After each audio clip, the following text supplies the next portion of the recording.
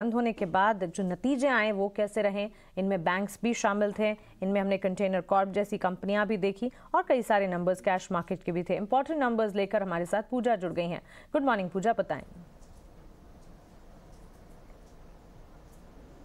Good morning Mansi जी, काफी ढेर सारे नतीजे आए हैं। सबसे पहले शुरुआत करते हैं निफ्टी के नतीजों के साथ। एक्सिस बैंक ने अपने नंबर्स घोषित किए। नंबर्स हमारे अनुमान के मुताबिक ही थे। इनफैक्ट लोन ग्रोथ और डिपॉजिट ग्रोथ जो आई है वहां पर स्ट्रॉन्ग बढ़त देखने को मिली है।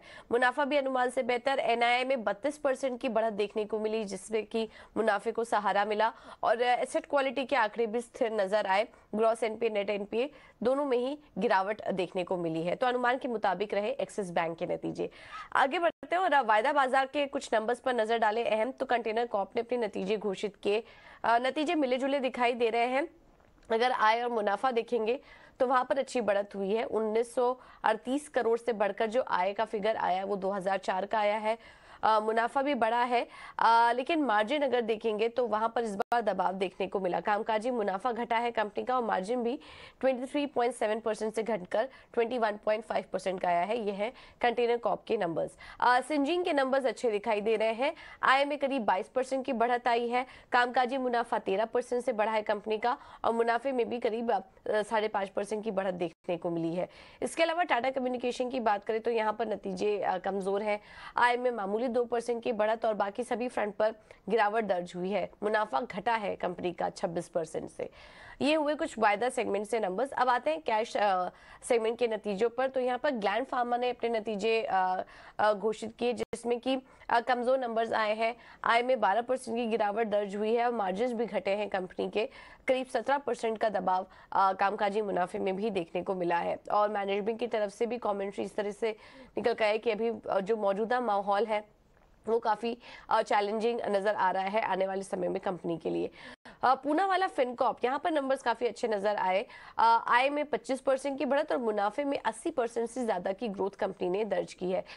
जम्मू एंड कश्मीर बैंक, यहाँ पर भी नतीजे अच्छे दिखाई दे रहे हैं। एनआईआई में शानदार ग्रोथ आई है। मुनाफा बढ़ा है कंपनी का 174 करोड़ से बढ़कर 311 करोड़ और ग्रॉस एनपी और नेट एनपी के आंकड़ों में भी हमने देखा इस बार कमी दर्ज हुई है। इसके अलावा कंपनी कुछ रकम भी जुटाएगी। यहाँ पर शेयर अलॉटमेंट के जरिए 300 करोड़ जुटाने की मंजूरी मिल चुकी है बोर्ड की तरफ से। जिंदाल स्टेनलेस स्टील की बात करें हिसार, तो यहाँ पर भी नतीजे कमजोर नजर आ रहे हैं। आय में मामूली 2% की बढ़त, लेकिन कामकाजी मुनाफा 35% घटा कंपनी का और मुनाफे में भी करीब 33% की गिरावट इस बार देखने को मिली है। केआई इंडस्ट्रीज, यहाँ पर नतीजे काफी अच्छे नजर आ रहे हैं। आय में 14% की बढ़त और मुनाफा भी 26% से बढ़ा कंपनी का। तो अच्छे नतीजे केआई इंडस्ट्रीज की तरफ से। त्रिवेणी टरबाइन के नतीजे भी काफी अच्छे नजर आ रहे हैं और इस बार इस तिमाही हाईएस्ट एवर ऑर्डर बुकिंग देखने को मिली है अगर तिमाही आधार पर देखेंगे तो।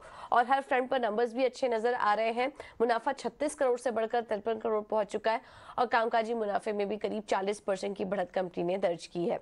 आखिर में बात करते हैं एचएफसीएल की। नतीजे मिले जुले आए हैं। आय में 10% की गिरावट दर्ज हुई है। कामकाजी मुनाफा लेकिन बढ़ा है 9.5% से और मुनाफे में 24% की बढ़त इस बार कंपनी ने दर्ज की। तो ढेर सारे कंपनियों के नतीजे आते हुए दिखे और खासतौर से इनमें जो पॉजिटिव सेट ऑफ नंबर्स हैं, एक्सिस बैंक के नतीजे इन लाइन विद एस्टिमेट्स हमें देखने को मिले हैं। मुनाफे के फ्रंट पर इजाफा जरूर दिखा है और साथ ही नेट इंटरेस्ट इनकम में भी बढ़ोतरी रही। पूना वाला फिनकॉर्प पर भी खास तौर से नजर रखनी होगी क्योंकि पोस्ट रिजल्ट्स कंपनी ने अपने आउटलुक और टारगेट्स भी सेट किए हैं और काफी ज्यादा टारगेट्स जो हैं वो गोल ओरिएंटेड नजर आ रहे हैं क्योंकि एयूएम ग्रोथ जो है अगले 3 साल के लिए करीब 35 से 40% की बात कर रही है कंपनी के मैनेजमेंट। वहीं प्रॉफिट ग्रोथ में भी 30 से 35% की बढ़त का अनुमान मैनेजमेंट की तरफ से आता हुआ। ये ढेर सारे नंबर्स हैं जिस पर नजर रखें और इन नंबर्स का रिएक्शन आज स्टॉक मूवमेंट में जरूर दिखेगा। पूजा, इसके अलावा खबरें कौन सी हैं आज के लिए? जी, आज के दिन के लिए अहम खबरें हैं। सबसे पहले टाटा मोटर्स की बात करें तो न्यूयॉर्क स्टॉक एक्सचेंज से एडीआर की डीलिस्टिंग होगी, तो ये एक अपडेट टाटा मोटर्स के संदर्भ में। स्टरलाइट टेक्नोलॉजीज पर भी नजर रखिए। राइट्स इशू के जरिए पूंजी जुटाने पर कंपनी विचार कर सकती है। 27 जनवरी को कंपनी की बोर्ड की बैठक होगी जिसमें ये फैसला लिया जा सकता है। मारुति सुजुकी भी फोकस में रहेगा। 11,177 ग्रैंड विटारा एसयूवी को रिकॉल करने का कंपनी कंपनी ने फैसला ले लिया है और 8 अगस्त से 15 नवंबर के बीच बनी गाड़ियां मारुति सुजुकी रिकॉल करेगी। पीछे की सीट पर सीट बेल्ट में दिक्कत के चलते ये रिकॉल किया जा रहा है। वेदांता भी फोकस में रहेगा। 27 जनवरी को बोर्ड की बैठक होगी जिसमें कि FY23 के चौथे डिविडेंड पर कंपनी विचार कर सकती है। मंजूरी मिल जाती है तो इसकी जो रिकॉर्ड डेट है वो 4 फरवरी तय की गई है। तो वेदांता से जुड़ा ये एक अपडेट। और आखिर में बात करते हैं दिलीप बिल्डकॉन की। यहाँ पर भी नजर रखिए। मध्य प्रदेश जल निगम से कंपनी को ने 1947 करोड़ की बोली जीती है। सरकार के टेंडर में कंपनी L1 बिडर चुनी गई है। तो ये तमाम कंपनियां आज खबरों के चलते फोकस में रहेंगी। कई ढेर सारी खबरें और साथ ही अब कल बाजार बंद होने के बाद जो नतीजे आए ये हमारे सामने रखने के लिए मारुति सुजुकी की बात यहाँ पर खबरों वाले शेयर्स में पूजा ने हमें बताई। करीब 11,177 ग्रैंड विटारा एसयूवीज को रिकॉल करने का फैसला कंपनी के मैनेजमेंट ने लिया है और ये सीट बेल्ट की दिक्कतों के चलते ये प्रोडक्ट या कह सकते कार्स को रिकॉल करने के फैसले कंपनी की तरफ से आते हुए दिख रहे हैं। लेकिन इतना ही नहीं, मारुति सुजुकी के आज नतीजे भी आने वाले हैं। नंबर्स कैसे रह सकते हैं, नतीजों को लेकर अनुमान क्या है, बिक्री के फिगर्स कैसे दिख सकते हैं, साथ ही मुनाफे और मार्जिन के फ्रंट पर किस तरह के सेंटिमेंट्स दिखेंगे, आइए विस्तार से सृष्टि से समझते हैं। सृष्टि, बताएं मारुति सुजुकी नतीजों से क्या उम्मीद लगाई जाए? मारुति सुजुकी के इस बार नंबर्स पे आने से पहले हम आपको वॉल्यूम्स का प्रदर्शन बता देते हैं कि तीसरी तिमाही में किस तरीके के वॉल्यूम्स देखने को मिले। तो साल दर साल तो एक बढ़त थी ही, पर कंपनी का चिप शॉर्टेज की दिक्कतें थी, साथ ही साथ प्लांट मेंटेनेंस के लिए शटडाउन भी हुआ था। इसके चलते इनके वॉल्यूम्स पे असर देखने को मिला और तिमाही दर तिमाही 10% की इनके वॉल्यूम्स में गिरावट देखने को मिली। और ठीक इसी तरीके का परफॉर्मेंस आप इनके सभी फ्रंटलाइन नंबर्स पे भी आते हुए देखेंगे, जहाँ साल दर साल तो ग्रोथ देखने को मिलेगी पर तिमाही दर तिमाही हम एक डिक्लाइन की उम्मीद कर रहे हैं।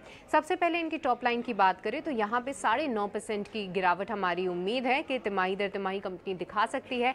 27,162 करोड़ हमारा अनुमान है। इसके अलावा इबिदा के फ्रंट पे लगभग 4.5% की गिरावट की हम उम्मीद कर रहे हैं 2647 करोड़ पे।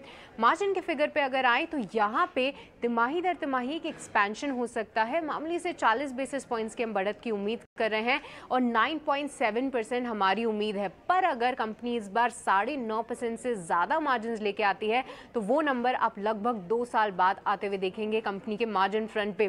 RM कॉस्ट इन्फ्लेशन जिस तरीके से कम हो रहा है उसका एक असर देखने को मिलेगा। साथ ही येन के डेप्रीसिएशन रुपए के मुकाबले जो हमने देखा है उसका असर कंपनी के मार्जिन पे भी आएगा। इसके अलावा प्रॉफिट फिगर की बात करें तो वहां पे 9% की गिरावट की उम्मीद है। 1873 करोड़ हमारी उम्मीद है। तो ये नंबर के फ्रंट पे हो गई, पर आगे चल के ग्रोथ आउटलुक क्या है, डिमांड किस तरीके से आ रही है। हाल ही में 2 SUV लॉन्चेस होते हुए हमने देखे, उसमें एक जिम्नी का भी लॉन्च हुआ था, उसके बुकिंग नंबर्स किस तरीके से आ रहे हैं उस पर भी हमारी नजर रहेगी। और साथ ही साथ मार्जिन और ग्रोथ के आउटलुक पे कंपनी का क्या कहना है वो सब भी हम नजर रखेंगे मैनेजमेंट की कॉमेंट्री पे। राइट सृष्टि, शुक्रिया ये अनुमान हमें बताने के लिए। तो सालाना आधार पर नतीजों में बढ़त देखने को मिलेगी, लेकिन तिमाही आधार पर अगर देखें मारुति सुजुकी के नंबर्स जो हैं उसमें एक वीकनेस नजर आ सकती है। चिप शॉर्टेज साथ ही वॉल्यूम्स के फ्रंट पर जो कंसर्न्स हैं उसके चलते यहाँ पर सेंटिमेंट्स जो है क्यों ऑन क्यों बेसिस बिकवाली देख सकते हैं। हालांकि SUV लॉन्चेस जो कि ड्यूरिंग द क्वार्टर होते हुए देखिए इस पर नजर रखनी होगी। और साथ ही रॉ मटेरियल प्राइसेस में जो एक लोअर ट्रेंड देखने को मिला है उसका इम्पैक्ट नतीजों पर कैसा पड़ता है इसे हमें खास तौर से देखना होगा। लेकिन